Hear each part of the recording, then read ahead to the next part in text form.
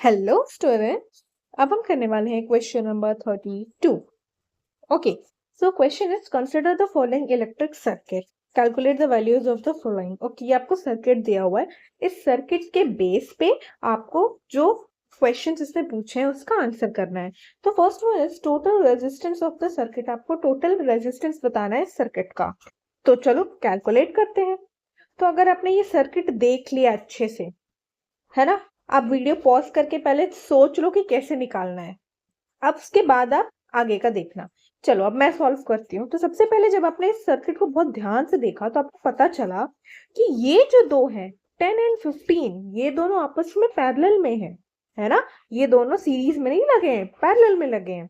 Okay, now 60 and 40 ये दोनों भी हमारे क्या है, पैरेलल में लगे हुए हैं। ठीक है, तो इनको सॉल्व करने के लिए क्या करना होगा मुझे, ये दोनों को मुझे पैरेलल में सॉल्व करना होगा, ये दोनों को पैरेलल में लेना होगा।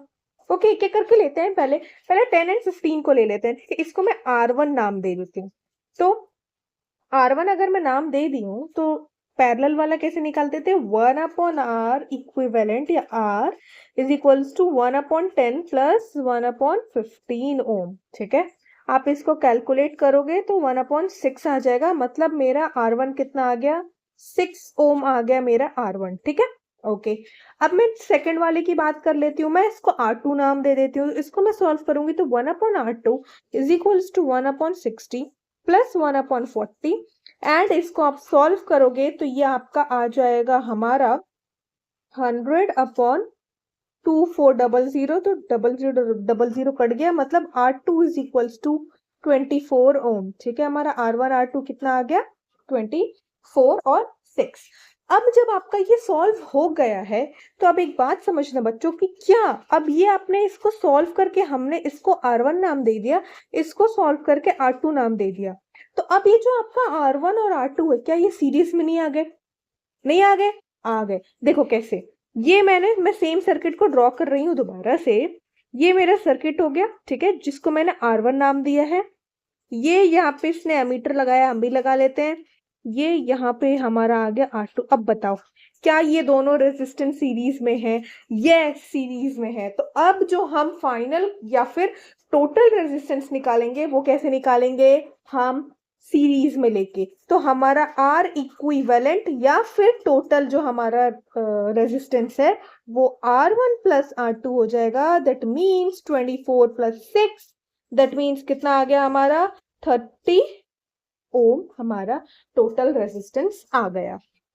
समझ आई बात? ओके, नेक्स्ट देखते हैं। हमारा बी वाले पार्ट में पूछा हुआ है total current drawn from the source, total current कितना आपका निकलेगा। तो टोटल करंट के लिए आपने फॉर्मूला पढ़ रखा है, V is equals to IR, पढ़ रखी है फॉर्मूला।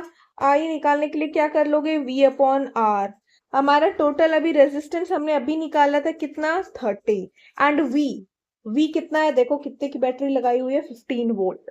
तो ये हमारा आ गया 15, दैट इज 1/2, मतलब 0.5 एम्पियर की करंट है टोटल सर्किट में। ठीक है, हमने बी पार्ट भी कर लिया।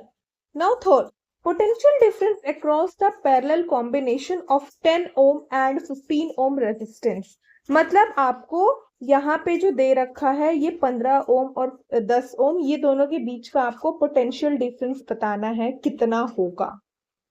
कितना होगा कैसे निकालोगे, देखो कैसे निकालेंगे हम चलते हैं, ये हमारा बी वाला था, अब हम सी वाले पे चलते हैं।